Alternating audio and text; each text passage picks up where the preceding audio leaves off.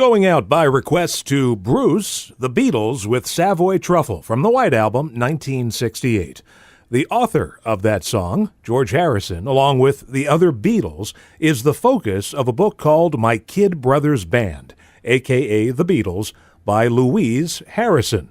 Miss Harrison will be at the Fest for Beatles fans next weekend to talk about her famous kid brother and to meet as many Beatle fans as possible. Miss Harrison, welcome to the show. Well, thank you very much. I appreciate it. Now, I think the average rock and roll fan has this image of four wide-eyed and innocent Beatles landing at JFK Airport in February of '64 and fulfilling a lifelong dream to see America.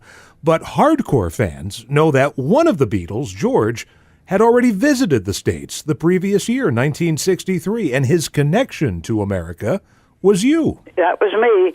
And what most people don't realize that's important about that is that I was working all through 1963 to get them established in this country.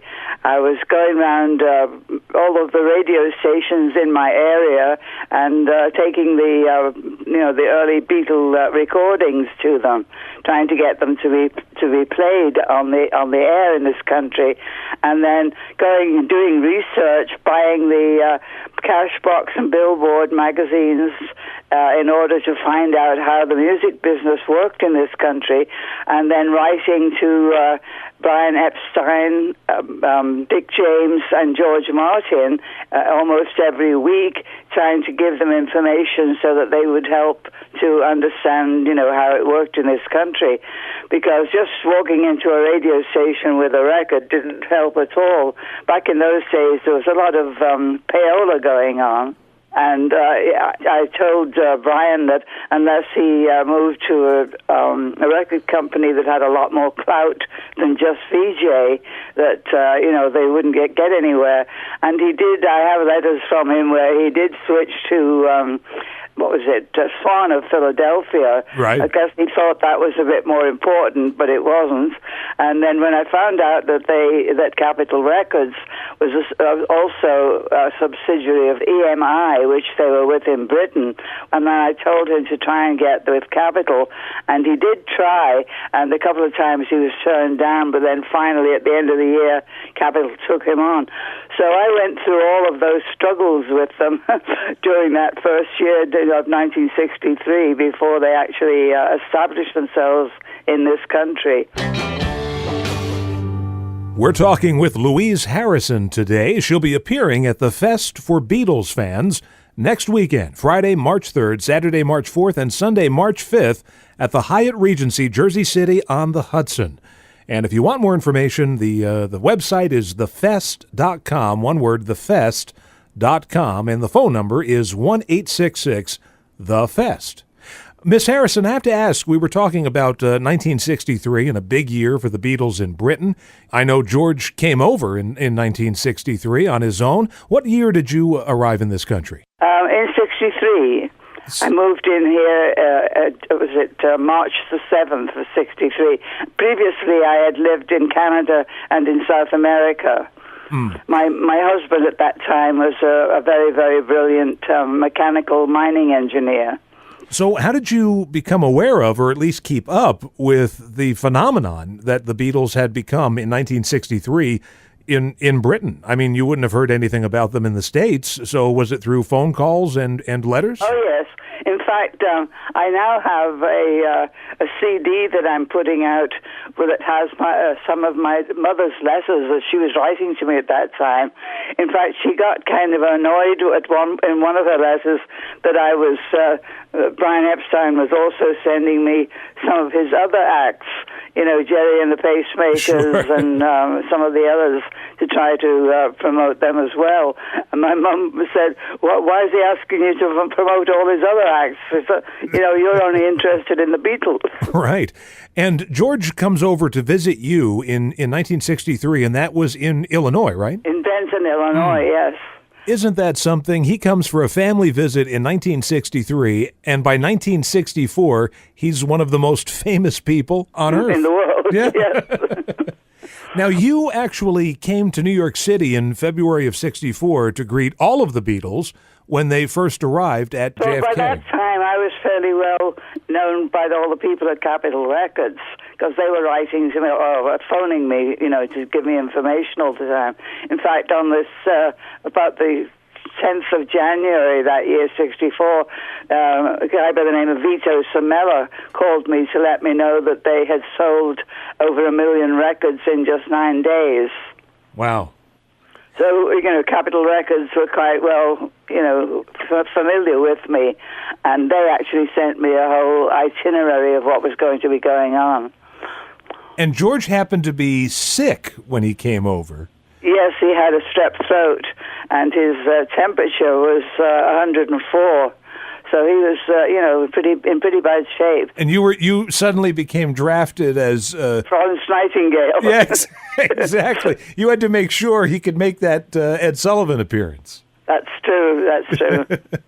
And you also got into radio around this time. You became famous for your Beatle reports. Yes, well, that happened quite by accident, too, because that night, a Friday night, that George had been seen by the doctor at the Plaza Hotel, Dr. Gordon, and he'd been given some shots and, all kind of medication and everything. And I was moved into his room with him to make sure he was getting all the medication he needed. And there were a big bunch of radio people outside in the corridor. And I was, George was saying, I can't get to sleep with all that noise outside. So I said, I'll see if I can get rid of them. So I went outside and, I couldn't tell them that he was sick. That was not right. to be known. But I got talking to them, and they said, we want to see the Beatles because, we've been promoting their stuff now for weeks, right. and we've not been allowed to speak with them because Brian Epstein had made a deal with Murray the K, that Murray the K was to have exclusive access to the Beatles. Right. Because, of course, Brian didn't realize how the American market is, that everybody in the, all of the different radio stations would be playing them, whereas in England you only had the BBC to deal with, Right. So he didn't realize about the competition in this country. So anyway, the guys were telling me, he said, we've got 40,000 postcards from people. Come to the radio station, we'll show you them so that we can, talk to a Beatle. So anyway, I went with them. I went into George. I said, look, I've got a way to get these guys out of here. And so he was scared about me going with a bunch of guys that I didn't know. And I said, no, it's okay. I said, they're good guys. So he said, well, how do you know that? And I said, well, it says so on their shirts. And they were the WMCA good guys, Right. Of course, I was very innocent at that stage in my life, too, Anyway, I went off with them to the radio station, and they showed me all the postcards and everything. And then I realized that George was needing his next bit of medication. So I called back, said I need to call him at the hotel. So I called him up and I told him what to take and that.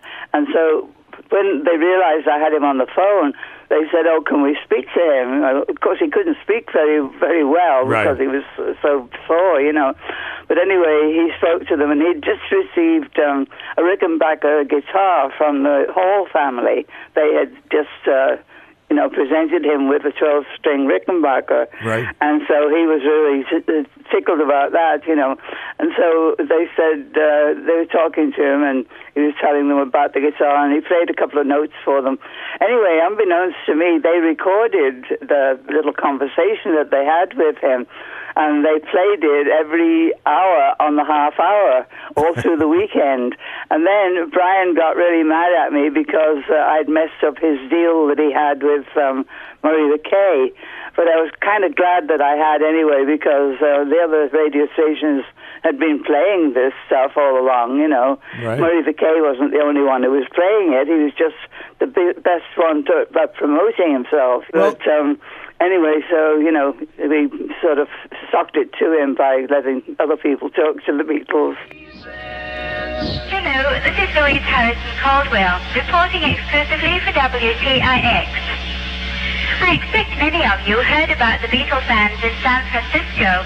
getting a full-scale campaign going during the Republican convention to nominate Ringo for president. It was all a lot of fun, and I was sent some news clippings about it. I sent these clippings on to Ringo's mum. I'm sure she will get a tremendous kick out of having her only son put forward for President of the United States, even though his campaigners are all too young to vote. This is Louise inviting you to tune in WTIX Monday through Friday at the same time for more reports about the Beatles. Cheerio! Listen. We've been talking today to Louise Harrison. She'll be appearing at the Fest for Beatles fans next weekend, March 3rd, 4th, and 5th at the Hyatt Regency, Jersey City. And Miss Harrison, before we go, is there a place online where people can catch up with you? No. No, nothing. Okay. No, I've gotten completely disillusioned with all of this so-called technology. For one thing, it's taking jobs from people because, even in places like Walmart, they have automatic places where you can go to check out instead of having a person to go and check out.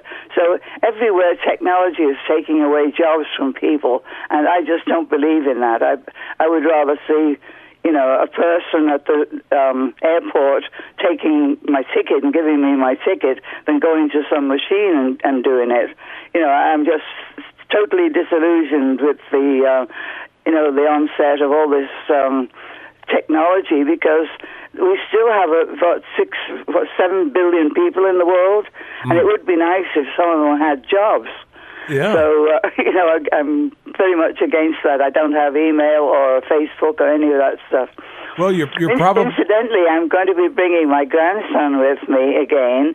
I took him to the fest last year, and everybody was really thrilled because he's 26 years old, and he's 6'4", and he looks just like his Uncle George. So people were all saying to me, "Wow, it's just like having George young and alive again." So the fans were really thrilled to see him. Now, I'm going to put you on the spot here as we wrap up, and ask you your favorite song that your brother wrote. Oh, Cheer Down. Oh, wow. What a great selection, a good solo song. Yeah, and I love the slide guitar in it. All right. Well, I hope everyone who attends the Fest for Beatles fans next weekend comes up and says hello to you. Okay, thank you very much. And my love to all the Beatles fans out there.